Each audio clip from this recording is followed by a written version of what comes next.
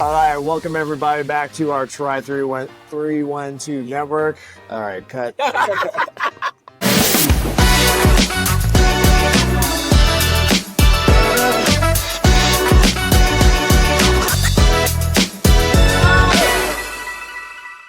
Welcome everybody back to the Try 312 network with me, Coach Brian, Coach Joy, Coach Chris. And today we've been talking about a lot of different subjects. You'll probably see them at various times throughout our video segments here on YouTube. But for our segment now, because Chris and I have had a very recent unique experience at Rockford 70.3 with at least 100-degree heat index for us. And Joy, we've also heard that you tend to somehow end up at all the hot races as well. So, and we also, three of us know, if you've ever done the Chicago Tri before, you also know this, that the Chicago Tri can also tend to get a little spicy in terms of heat and humidity. So we wanted to spend a few minutes here talking about our key tips on how to acclimatize to heat, to get your body prepared for how your body will react and how you're going to feel in hot, humid conditions. So with that being said, Joy, let's start with you. What are one or two things that have really helped you to feel your best on race day leading up to it when we may not necessarily have a chance to be out in hot weather all the time? One of the things I do, I actually wear extra layers and run outside with extra layers. Or if that doesn't help, sometimes I will go into a steam room with extra layers to get used to that heat. Because I have this habit of doing spring races and I'm training in the winter. And, you know, if you know anything about a Chicago winter, it's kind of cold. So I will wear extra layers on purpose. Or another thing I will do is run in, if it's now what we're dealing with right now, a warmer day, I will run in the later part of the day just to get used to it. It might be 10 to 15 minutes, but slowly building that up. Great. Chris, anything that you did leading up to Rockford or thinking about maybe other hot races that you've done in the past that you have done well, or things that you advise to athletes when they're going to a Chattanooga or someplace like we experienced in Rockford to help get them better prepared when they're in a place like Chicago? Yeah, well, I think the biggest thing for a lot of people to realize, especially if it's new to triathlon or new to long course triathlon in particular, is that in a triathlon, you're always generally going to dehydrate the run on a hotter part of the day compared to a regular running event, a longer event. Yeah. And so being acclimatized to the heat is an important part of triathlon training in general. You have to kind of anticipate and embrace that it's going to be hotter than what you might be used to, because oftentimes you might train first thing in the morning, but you might not be running at the same time of day that you would for your race. So getting used to running at the same time of day is important, or adapting your training. If you're not quite ready for that heat yet, you know, it's important to expose yourself to it, like we're doing here. Our little episode here, 100-degree heat index. We're in sun, although now we just got a little bit of shade. To spending time in the heat. So before Rockford, I was out almost every day. Very important to know, putting sunscreen on all the time and always having hydration with me. And ideally not water, but actually some type of electrolytes, like any type of low-calorie electrolyte. I also do a lot of pre-hydration, so there's a lot of preloading. There's products now, Gatorlytes, Body Armors, Flash ID, all these others that have 1 up to almost 2 grams, 2,000 milligrams of electrolytes. So you can preload, and that's becoming more and more common. It used to be done in sports like cyclocross bike racing, where they would race without a water bottle, and they'd race in really hot conditions at high intensity. So they would preload their hydration. So that is definitely a strategy to deal with the heat. Using sunscreen early and often, even sometimes running with sunscreen with you so you can reapply during the race. I've been in a lot of hot races. I think the hottest one I did was 115-degree index. Coeur d'Alene? Or St. George? Just here in Illinois. Oh, okay. Downstate Illinois in the middle of summer. Effingham, down the Cutting Edge Half Classic. Wow. That one, we used to call it a swim, bike, and a death march after run. And so learning how to adapt in those conditions is important. So besides like the preloading, always running, getting like this, instead of a full belt, you can get a really simple bottle that you can clip into your tri-suit pocket even.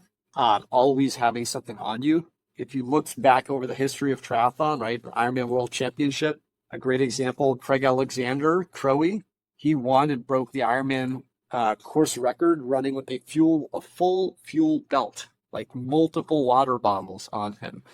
You'll even see people like Lionel Sanders these days racing with a water bottle on them. And that's the pros. Yeah. So if the pros are setting records running with hydration, that should be a hint to the rest of us that we should always run good hydration.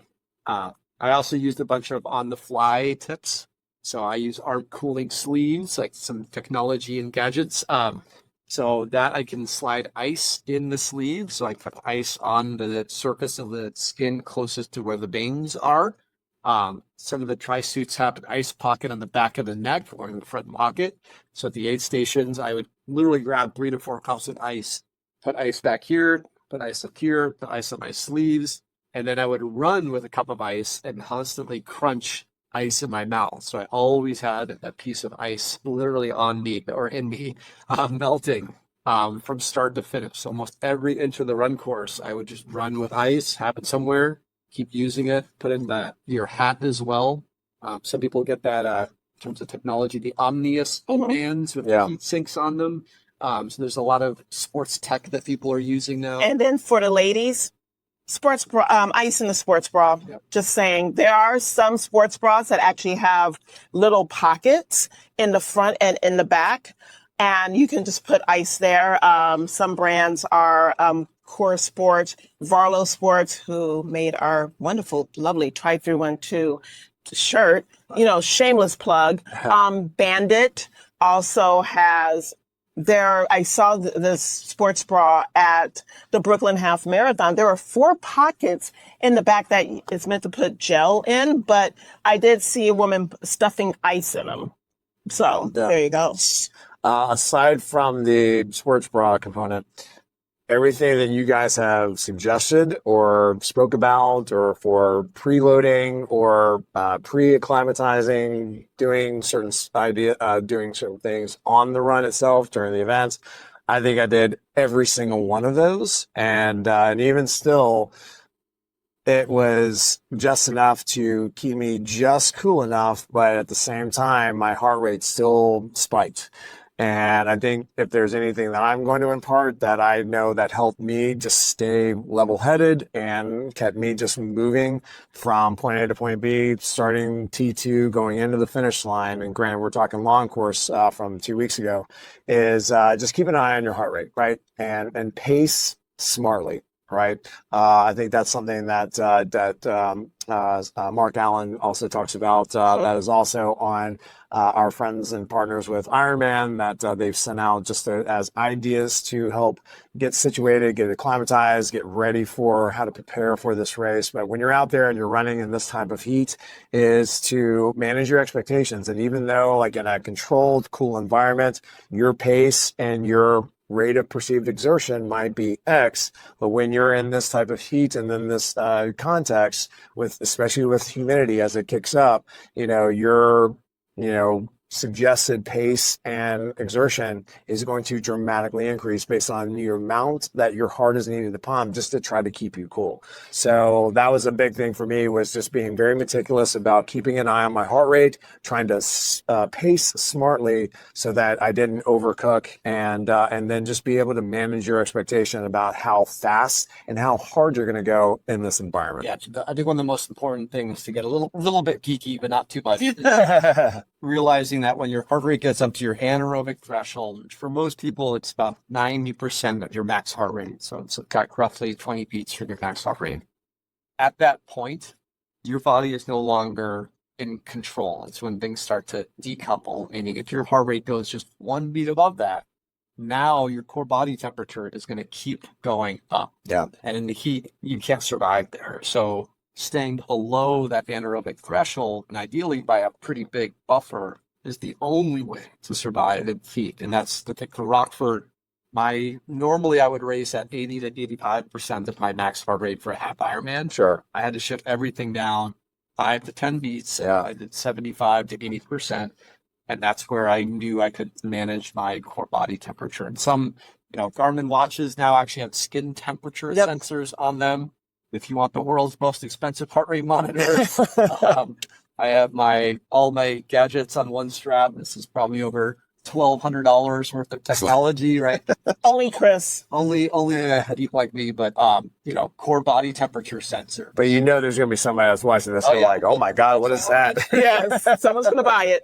Frontier X, a heart rate monitor that looks at cardiac strain. So it actually vibrated on me when my heart rate was at the right range. Yeah. But my respiratory rate was going on, and so my cardiac strain was going on. So actually I have alerts where this vibrates on me and tells me to heat up. Yeah.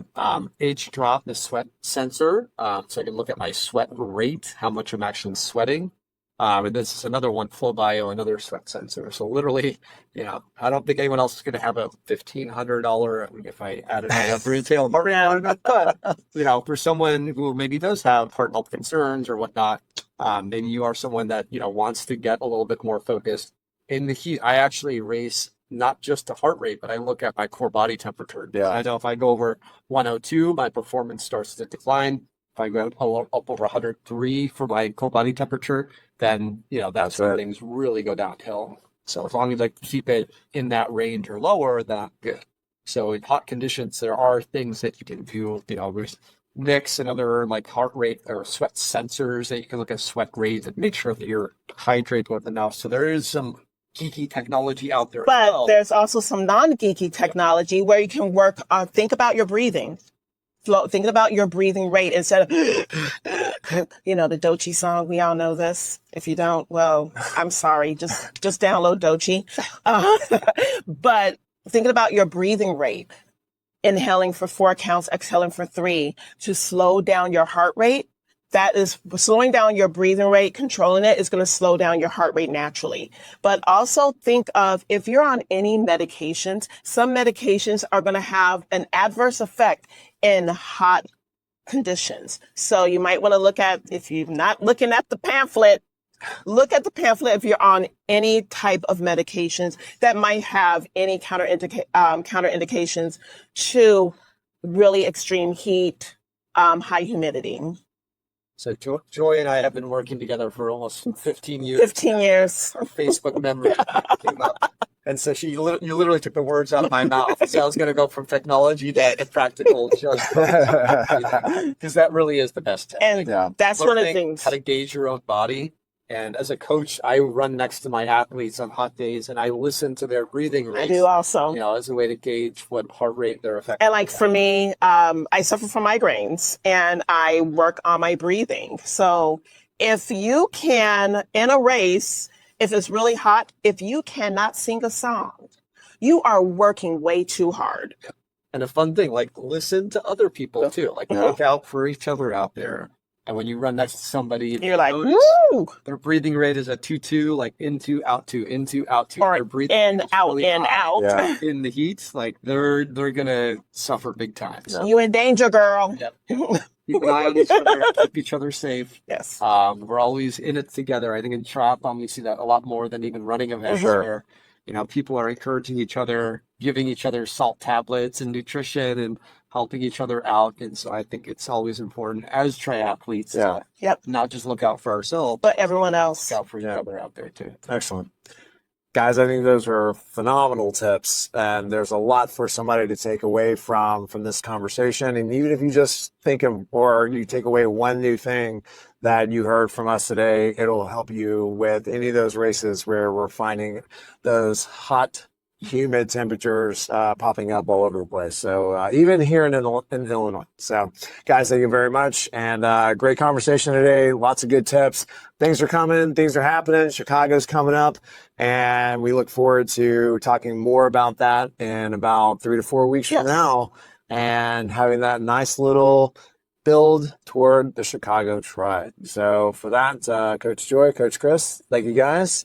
And we'll see you at the next Tri 312 Monday, monthly, multi-sports, etc. 312 out. Yeah. See you guys.